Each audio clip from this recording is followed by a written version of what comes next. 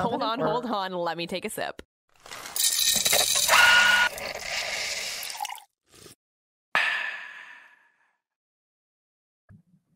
Yay, Friday. Friday. We have an absolute shit show going on here in the studio, and I'm glad you can't see it. My husband actually turned on the camera this morning. It's over there. And I was like, if people actually saw that, they'd be like, okay, you two need some hoarding help. We're just in transition here. Yeah, well, yesterday I got a surprise that one of our J1s was here. And I was like, oh, okay. When were they supposed to get here? Not until after midnight tonight was the first one. Got it. And then next week I was expecting the rest of them. So how many? 4. Wow. Right. So just putting together a set of bunk beds yesterday for my Kia is divorceable. I bet. But it was just me and my new marketing director, which I don't know if she's going to make it. She was like having panic attacks. I'm like, just go to lunch. Like, I don't even, never mind. I put it together. I put parts of it wrong. Then I'm watching like the YouTube videos on how to put it together. So many screws. Well, it's IKEA. What else did you expect? I know, but it's put together. It's perfect. It fits in the room. Lovely. And now I have to do it again. That's funny. It's really Is there bad. anything worse than putting furniture together? I don't think so. I think that's really a test. I'm trying to think of the last time I put furniture together. A couple of years ago, I was like moving in, whatever. And I mostly just sat on the floor and drank wine and let them do it. Right. So, which I feel like is like I excel at that too. My rightful place. Like you just hold the manual and be like, did you do this part? Yeah. You're doing over there. Sip. On your own, you're doing it wrong. Right. I know that from sitting here looking at my wine glass. Yeah, exactly. Yeah. I'm the director of activities when it comes to stuff like that. So that is not where I exceed or excel. It is not for me. No. You know. But here we are. You're going to have a very full house. Yeah, it is. It's going to be fine once everything gets squared away and everything gets organized. But right now, it's total chaos. It is mayhem. Yeah. It's giving me a little bit of anxiety. I know. So. Well, yeah. Welcome to my life full of anxiety. People everywhere, beds everywhere, piles everywhere. Yay, summer. It was beautiful yesterday. Yeah, it's been really nice. And then I was leaving this morning and I have on my little sweatsuit and I walked outside and I was like, oh, it's still beautiful. Right. It's just, and I have to go to work today, but I didn't work yesterday. It was really nice. I sat around. I finished my book and started a new one. We're on so far 9 books of the year. Okay. Wow. Good for you. Not bad, right? I'm on none books of the year. Okay. None. 0. And I figured, I am reading a series and I'm most of the way through the series, so I feel confident to add it to our content racks. Okay, good. So we can discuss it a little later. All right, perfect. Yeah. All right, so are we ready? Oh, I'm sunburned. Oh, okay. But not like I'm in pain sunburned. Just like I have to be Irish before I become Italian. So the annoying thing feel like that's a thing. No, I swear. So like I came out, I was sitting in my grandparents' house and talking to my grandmother, and I could feel it yesterday leaving, like, oh, I'm crispy. I got to get out of the sun. So I get out of the sun and I come in and I look like a tomato and I have like, you bet your bottom dollar, the worst kinds of unflattering tan lines all over the places. And I was like, okay, but like I'm hoping this will fade eventually. Well, I woke up this morning and I'm like a beautiful tan goddess everywhere but my bum. Oh. My bum is still a tomato. Well, like clearly you can't deal with that. No. So of all the places. So I apologize for my meltdown. As you can see, it's getting a little difficult around here. The divorce is still on. Okay. We can move on from my sunburned bum. Fine. He just went to bed last night. Like total and utter chaos, went to bed. I'm like, we're in the venting I'll portion of our podcast. I'll cook dinner. That's fine. I'll do 400 loads of laundry. That's fine. I'll make sure it's fine. It's fine. Everything's fine. Dumpster fire behind me. Actually, it's in front of me today. So just to let you go off. Like, yep. I'm sure every other person that is dealing with the moving situation, a seasonal thing, you're leaving your college dorm. Yeah. Maybe you've got other things going on in your life where you've been in that transitional flux. You have to change houses because you got kicked out of your year-round rental. right? That's a good one. It happens. Yeah. It really does. College kids coming home, throwing an absolute wrench in your everyday, day to day. That feels like the worst. Right now. Can you imagine being like happy and alone and then your kid comes home? Right? and then you're like, oh, I'm so happy to see you. And then they're not really quite old enough to make mature decisions. So you're worrying about them, except there's a dichotomy of that and them being alone all the time doing their own thing in college. And you're like, how do I feel fine when it's a Wednesday afternoon and I just assume you're studying? But now that you're in my home on a Wednesday afternoon and I can see the degenerate that you are, now I'm stressed. And also, every day they ask for money. Every day. Every day. I don't even spend money every day. They spend money every day. Every day. And they work. Yeah, why aren't they using their own money? I really haven't grasped that yet. I'm like, please don't. You're like, really, you know. I'm good. Thank God I don't have any dates or anything this weekend because I'd be feeling like real unmotivated to go like meet somebody, start a life with somebody, enjoy this kind of chaos. I don't know if I need it. Well, I was supposed to go away this weekend. I was supposed to be on the vineyard with my family. Like the ones that I chose. This was the Christmas gift. Yeah. Like my dad, his wife, my Aunt Gail, her husband. We have a place on the vineyard we were staying at. I asked if we could just push it to September.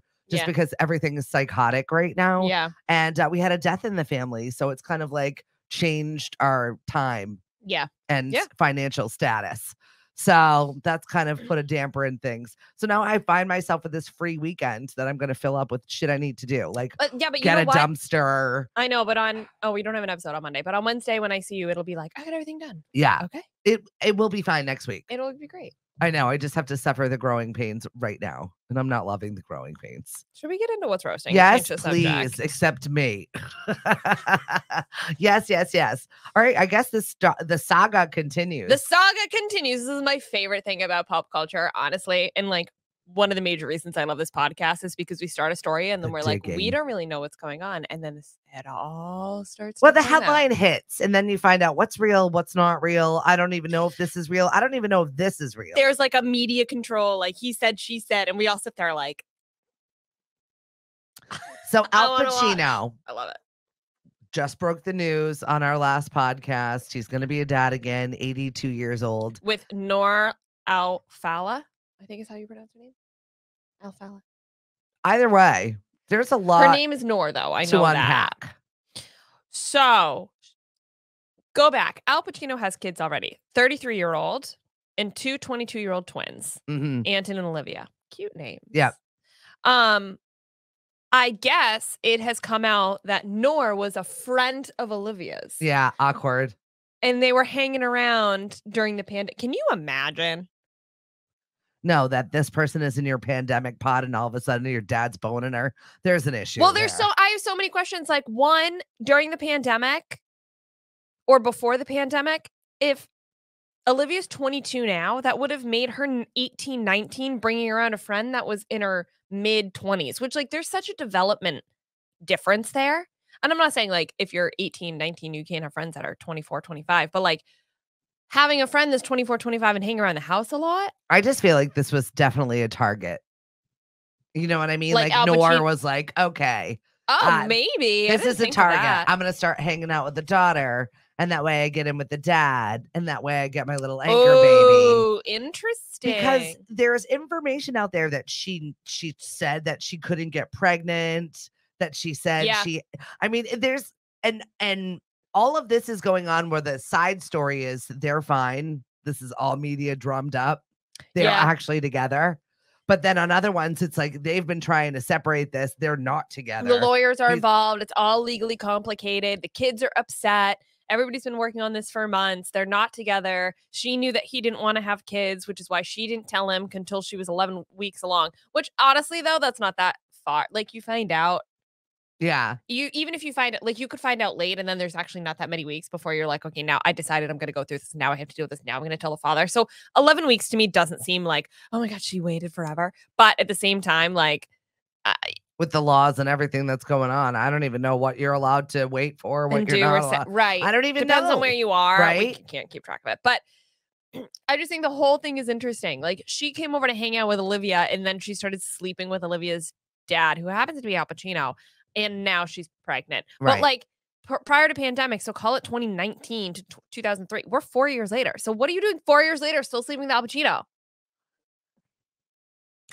It's just very interesting. I don't know. They have no relationship and it's a mess. I think it's weird that it says that she told him that she couldn't get pregnant because she has a thyroid issue.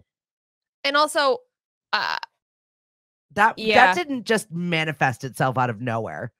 Or maybe somebody just made that fact up. It's just a really weird thing. You think she just made it up to like get in bed with him? I think so. Oh. I don't know. If that in fact is the truth. I don't feel like Al Pacino, if you're 82 and a 29-year-old wants to sleep with you, like, or not even, if at this point you're 80 and she's 27, call it. You know, I'm just guessing about years. He's about to have his 83rd birthday. And then, even Pacino, Robert De Niro reacted saying, oh, he's a few years older than me. God bless him. I was like, ew. I just mean, like, if you're 80, I get, like, maybe it's because you're Al Pacino and you're famous, but, like, I feel like if you are in a situation where it's getting hot and heavy with a 25-year-old as an 80-year-old man, is like, I don't want her to get pregnant and having conversations about how I don't want kids, like, the forefront of your mind. Either way, the reports now are that Al Pacino and the girlfriend are together despite rumors of breakup. Who knows what it is? I feel like the source is with the commentary that it's all a mess is a pretty good quote. Yeah. And that's a little more believable than like everything's great. We're so happy. We're so happy. I meant to have a baby at 83. Ugh. Good luck to you all. Not our mess. Not my circus, not my monkeys. Exactly. Judging all of that circus from over here. Yep, exactly. For sure. Perfect. All right, some little music news. Billy Joel, crazy. 10 years, 150 concerts. He's ending his record-breaking residency. He's tired. I don't blame him. I would not want to do that every single night, all the time. I can't believe, like, a residency in New York. Right. 10 years, 150 concerts. Wow. The final 10 concerts will take place on October 20th. And then that's that. That's that. Or is it going to be like a Yellow Brick Road Cher thing where it's like, I'm not done. I'm not done yet. I'm not dead yet. I don't know. It's just like impressive how these men just keep going. Yeah. In general. Well, I just heard that Paul Simon is not going to tour anymore just because he can't hear anymore.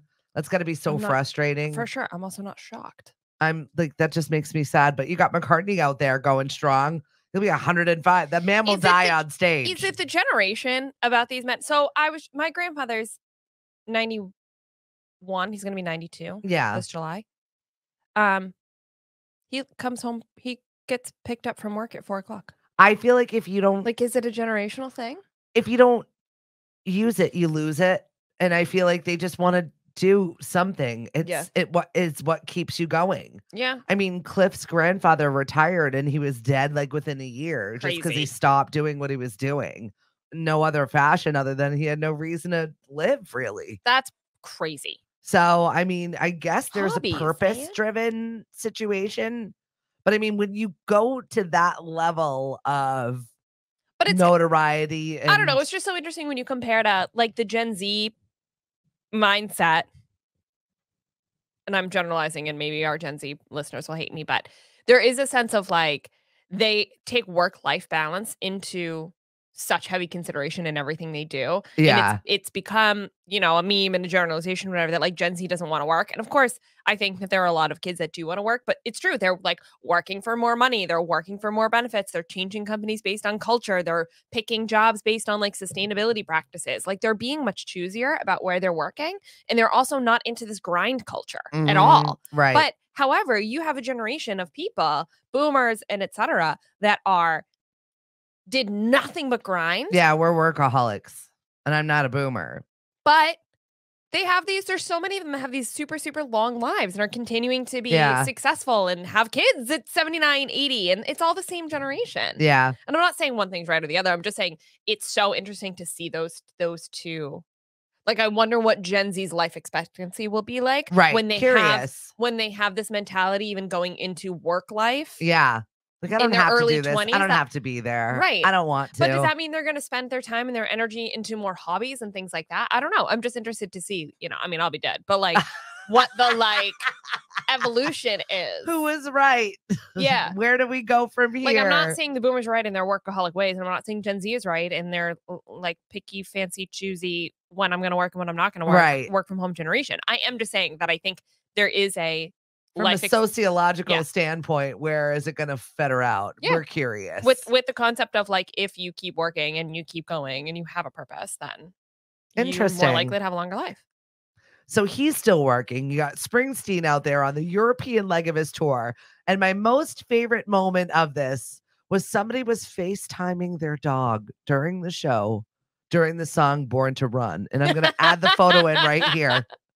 And I was just having this moment where I thought, have I ever done anything ridiculous like that where I felt the need to FaceTime somebody, let alone my dog, let alone someone watching my dog to get my dog on the phone to FaceTime the dog? Yes, I was thinking that too. Like, somebody had to pick up the phone. Right. And like then you had a dog sitter and this is your friend. But the dog looks like it's so like, oh, that's what he looks like. Oh. Like the dog is intently watching this FaceTime. And it made me laugh. This is a generational difference. It reminded me last summer we went to see Lake Street Dive. Yep. And we were, I don't know, fourth row, but there was somebody sitting in like the second row of this concert in the middle of it playing solitaire. Yeah. Actually, like, I took a photo of that. Not paying any attention. And just, we were like, this is a big deal, man. What are you doing? What? Okay. Clearly you didn't want to be here. Like season ticket holders. I'll just go to the show. Then I started to get into it. And I'm like, are they winning though? The weirdest stuff you've ever seen at a concert. If you want, I'm going to attach that as our question with our podcast and you can answer it. I always like, listener feedback is, are you out there first off? Secondly, are you listening? Somebody's going to be like, Tori at the Taylor Swift concert. What was the weirdest thing you saw? I was dressed pretty weird for sure. I saw no photos. That's because those are not going to. Same thing with like how much I pay on tickets will not see the light today. Why? I'm just screaming in every video. We've talked about that. I just want to see an outfit. I don't even have a good one don't have the good. Well, that's trash. If you're going to dress up for something. I was literally like, I didn't even get one good photo for Instagram. So did I even go to the concert? Right. And actually, that's totally questionable because I have the Taylor Swift amnesia and I don't even remember it. There's this phenomenon going on where apparently people that went to the Taylor Swift concert don't actually remember the Taylor Swift concert. And I am so one of those people. Thank God I have videos and stuff. And my friend and I have videos. But because there are full sections of the concert that I just right over my head. Well, I'm going to have your friend send me one of those videos so I can see what you're wearing. It's a full psychological concept where like your endorphins and everything's running so high that it actually prevents you from like firing memory neurons. Isn't that crazy? Interesting. So bizarre. What have you done at a show? What have you seen at a show? It's concert season, baby. What's happening for you? Yeah, it's true. Just curious. All right, so more music news. This is kind of cute, but super interesting. Camila Cabello and Shawn Mendes have like not directly confirmed to the media, but then they just started talking about their relationship. Like they're moving in together again. So she's 26, he's 24. They've been broken up for 2 years. And now they're back together and they're the happiest they've ever been. They're the strongest they've ever been. They travel together. They have their own places, but they're doing everything together. Apparently, all the feelings have come flooding back. I don't think the feelings ever went away. I think she saw something, i.e. another person that she was interested in. No. I think he was going through something. Remember when he was canceling? He was devastated over their breakup. I know, but I think he was having struggles before that. And she was like, you got to go deal with this on your own. And whether he dealt with it fully and he had to have, right? Because he canceled concerts. He did his thing. He came back a little bit stronger and then was like, okay, I'm good. Can we get back together now? But I don't know. At 24, like, it sounds like it's a very much so like a first love thing. I think it's so hard not to go back to that first love situation. I got married. Cliff and I got married at 23. Crazy. For the second time.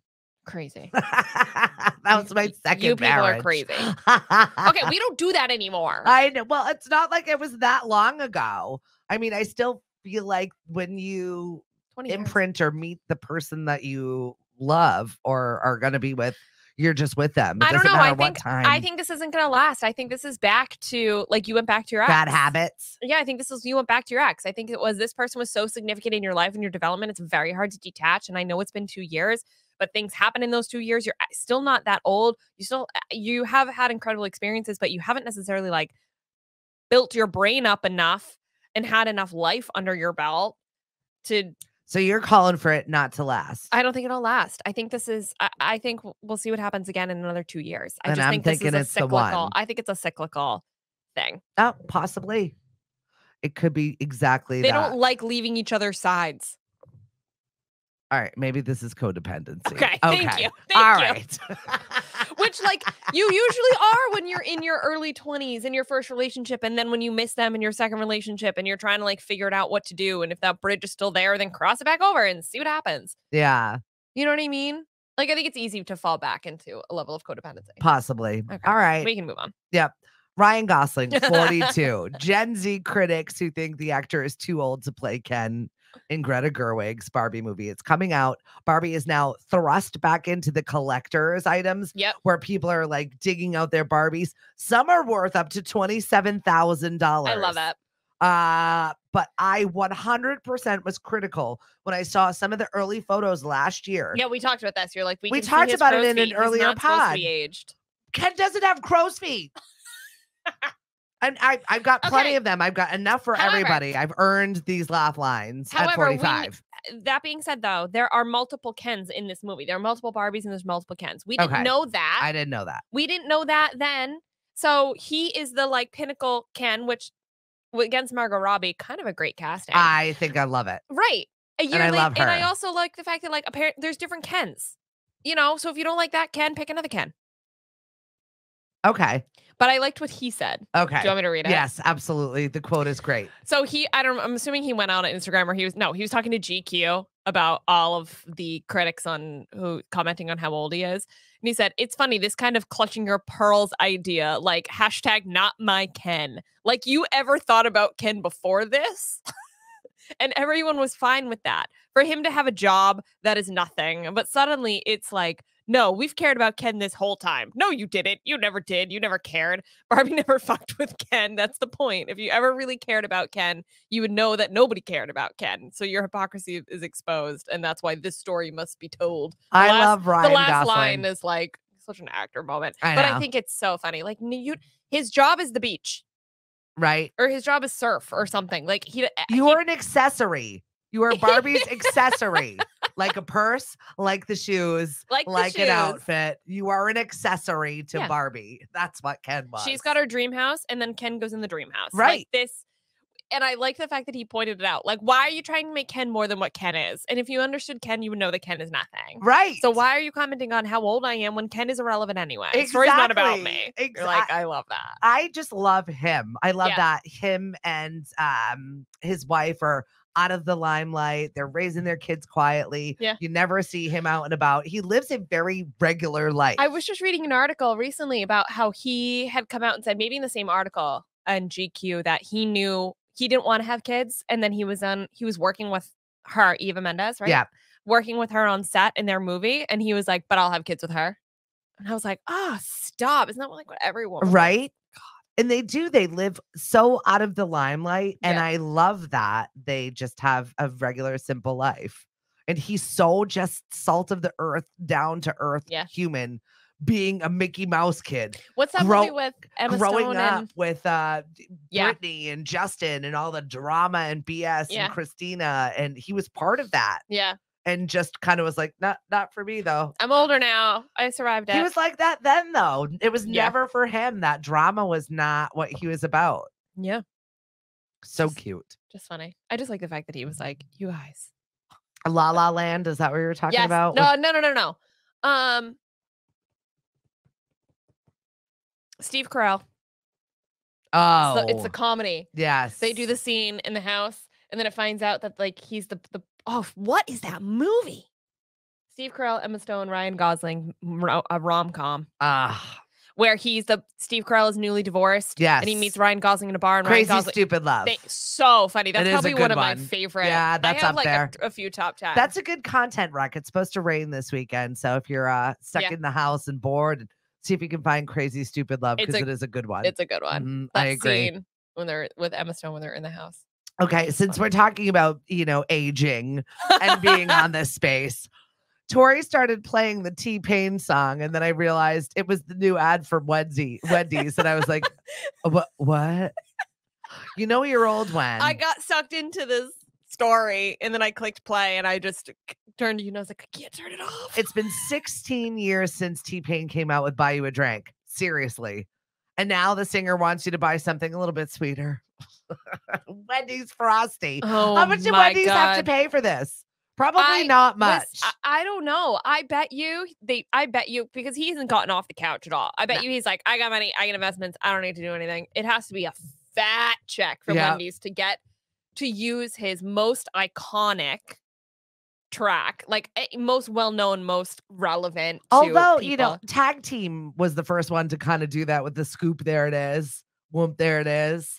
True. And now we're starting to see these older, like, what song can we dredge up and bring back and breathe some life into this fun campaign. I want to meet that marketing team. They're smart. Whoever you are super smart. I love what you're doing. The Strawberry Frosty had a limited run in 2022, and it's back in a big way by reprising the popular bop Buy You a Drink. Yeah, turns into Buy You a Frosty.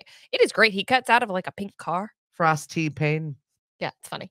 So bad. It's like a Jeopardy category. I just wonder if he was sitting before and after. I just wonder if he was sitting in the boardroom like, that's a great idea. Or like, are you kidding me? Yeah, right. He's like, how much is it? Like, how much am I getting? I don't know. Just tell me to show up. That's it. Write me a check and I'll show up. 100%. I love this new TikTok trend on Fridays. TikTok trend on Fridays. Here we are. TikTok trends on Fridays. Before we get into content, Rex. Yeah. This one I thought was kind of cute. I wonder why.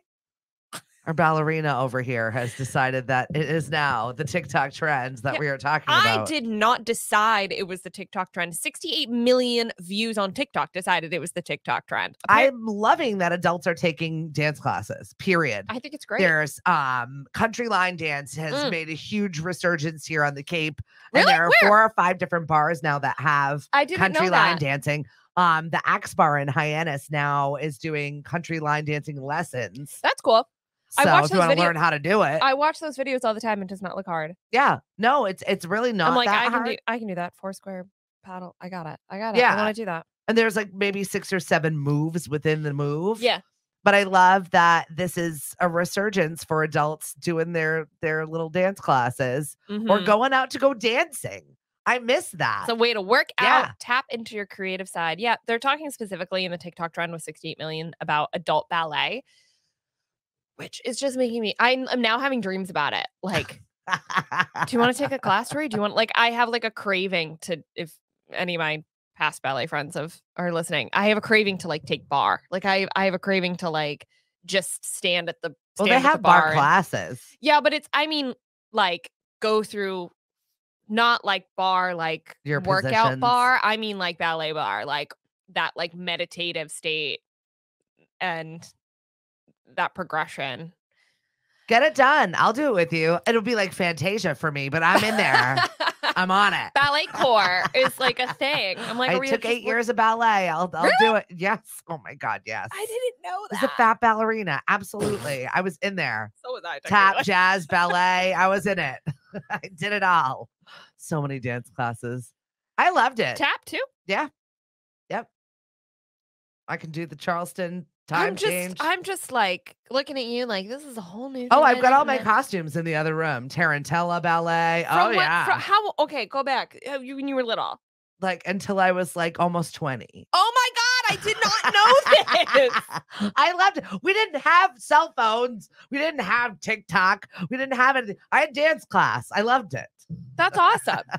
I absolutely loved it. That's why I do the dance marathon every year. I get to watch all the dance studios from across the Cape come and perform. I know. I should come to I absolutely love it. It's like the best of all recitals. Yeah, it is. It's like everyone bringing their A game and it's all together at once. Yeah, it's cool. Like I totally love it. It's a way really for them to like workshop and have their costumes seen again. Yeah. Get professional photos taken, build up everybody's like excitement about it. And they're like from teeny tiny to adult dancers. We have the belly dancers. They're adult belly dancers on Cape Cod. It's Troop Mirage. Recently, I found pictures of me in some of my costumes when I was like 5 and 6. I love it. Like, Adam and Chatham does ballroom dancing. We have a huge dance community here on the Cape. That's true, whatever kind of dance. That's actually true. We do. We do have a lot of options in a lot of studios. I'm like a little bit removed out of it because I'm #super retired, but it's good for your mental health, man. If you like to dance and just relax but there is a sense of work out. I'm totally afraid to step into the studio too because the expectation I put on myself and I assume that people will put on me too because it was such a big thing for me because I was a professional, because I did it, that, you know, even like choreography wise, like if somebody was like, oh, like, do you ever want to choreograph sometime? And I'm like, oh my God, it's 5-6 years. So what? Dust off the cobwebs and get in there. My shoes. I did pull out an old leotard to wear to the Taylor Swift concert. So I found them all, and shockingly it fit. It zipped. See, there you go. It wasn't as bad as I thought it was going to be. So I did bust out an old leotard for one of the Provincetown carnivals. Yeah, it's a good time. Did go right up my ass, but it definitely fit. But we're starting Pride Week. Yeah. Aren't we? Or isn't there all kinds of stuff going on this weekend up in P-Town? There's always stuff going on in P-Town. You know, every single week there's a new themed week. Yeah, I was going to say it's Pride Month, but it really just like kicks off P-Town summer because then there's events the entire month. Yep, exactly. Yeah. Provincetown Film Festival is coming up. Oh, Billy Porter's coming back, so I'll be able to hang out with him, which I love. And we've got press passes, so I'll definitely be hanging out, seeing what's going on, what's new and fun. Okay. I know. I'll report back to you. Content recommendations. Oh, what you got for me? You got nothing? Succession is coming back, and I'm really excited for it. I thought it was over. I suffered through the first 5. Like I worked for this show. Just because it was so not positive, angry, cutthroat, everybody bothering each other. It's very well written. I'm ready for the season finale, the final season, just to wrap it all up. I thought it was done, so it's not out yet. I'm waiting. Ted Lasso finished. I saw everybody crying on social I didn't finish it. I have 3 episodes. I'm savoring the end of Brad Ted Lasso. and I are watching it together, and he and I are in the middle of the season, so we're behind. But I'm sure we'll sub. I will. By the way, Brad's dad, just in case you're wondering. It wasn't like Tori's got a boyfriend and she just casually threw it in there. No, that's dad. No, but if I had a boyfriend, that's totally how I do it. I know. That's why I was like, it took me a minute. I was like, did she just talk about a boyfriend? No, wait. No, that's my dad. I got it.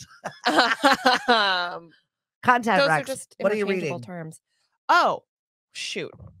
Because I need a book. I have not read. I finished like 2 or 3. I don't really think this is your thing. I'm opening up my Goodreads so that I get the author right. Is it historical fiction? No. Okay. It's fantasy smut. Oh, I'm not against it. It's what my husband reads. Your husband reads fantasy smut. He reads sex books? Well, they're like sci-fi sex smut. Oh, there is like a total genre for that for guys. Yeah. Like the mystery cop detective. He'd choose on an island, and then they're always like some weird descriptive probably his are like spaceships and aliens, but there are definitely women. Sex scenes in there. Yeah, I've just laughed at him. I was like, that's what gets you. I'm not dressing up like a fucking alien, just so you know. Just so you know, we're not adding that one in. No, we're not. So it's called the Play to Prisoner series. The first one is called Guild. It's actually on Amazon's Kindle subscription. So I've been reading these all for free, which is great because they're like $10 a pop or $10 a pop. Raven Kennedy is the author. So I am an idiot. We'll preface this by saying so it's like a 5-book series. Right now I'm in the 4th. She said it. I didn't. No, totally. So the whole concept of this is there's this girl who's a prisoner and she can turn things to gold. I'm just going to say it. She can. And she is held captive by a king who wants to use her power. And then there's this whole story of her evolution as a prisoner and her awakening and her past and whatever and all this stuff, right? And then, other kings get into the mix and that's where the spicy scenes come in and all of more magic and blah, blah, blah, all the things. But it took me halfway through the 2nd book to realize that this is a take on a fairy tale. King Midas with the gold touch. So his name is literally King Midas. And it did not occur to me that this was like a fun take on a classic story. Right. I had no idea. Halfway through the second book, I was 600 pages in. This seems so familiar. I love it. I was just like, that's a cool name. Why do I know that name? This is an interesting concept. I feel like I know about Tori. It's like Brothers Grimm, Hans Christian Andersen. Yes, classic. Yeah. So I'm an idiot, but it's pretty good. It's a lot of like slow burn. People love that if you're into smut books. It's very slow burn from the first 2 books. Actually, it opens up real hardcore, and then it's a slow burn totally for the characters up until pretty much 60% of the way through book 3. And then there are some like back-to-back scenes that had me like. All right, then. Halfway through book 3. I don't recommend reading them and then going on a date afterwards because that was a lot. Oh. That was a lot for me. All right, then. I was like, I couldn't just stop thinking about it. And he's trying to ask me questions. And like, all I could think of was the book. It was a lot. Interesting. It was a lot for me. But yeah, it's pretty good. That made me laugh in the cosplay situation because I was talking about Amy Schumer's got a new special coming up on Netflix. Looking forward to it. Comes out June 13th. Unpopular opinion. Cliff hates her. I don't like her. I like her because she's gross and gruff and she just kind of says it like it is. And she doesn't bother me. My husband also can't stand her. I don't know what about her I don't like. I don't know. What she said, though, made me laugh because she said how awkward it is now that she has a family. And I saw this clip. Having this moment with her husband. And she's like, yeah, we try the role play situation, but it's like, I'm in a coma. That's what we have to do. And it made me laugh because I was like, all right, I can get down with that. She's talking about how when you're married and you've been married for a while after you have kids, having spicing it up. Intermarital relations changes from like a guy you like to like, but now you're my family. Right. You can't talk dirty to him. It's weird. I get it. Is that how it goes? Not for us. No, we're fine. We have a healthy sex life. So long. When I don't want to kill him. So there's that. That's true. You mention it more often. You talk about your sex life with me more often or with more detail than I really want to know. I'm fine with it. I mean, really, I feel as if why we've been married for 20 years. We still have that. I'm glad one of us is getting some. It's on a regular. All right, we're ending the podcast right there. We're done. We're done. I don't even It's like we're not going to punish our bodies even when we're fighting. I just can't believe I admitted on my podcast and I'm not getting laid. We gotta go. Welcome. Get perky with us Monday, Wednesday, and Friday. Sorry, except for this family. Monday. Sorry, family. Bye. First Shot Morning Show. Bye-bye now. Tori's going to socials. Facebook, Twitter, Instagram, First Shot Morning Show. Okay, bye. Now I gotta go. The First Shot Morning Show is produced by Lemonadio. When life gives you lemons, make radio. We encourage everyone to listen happier.com.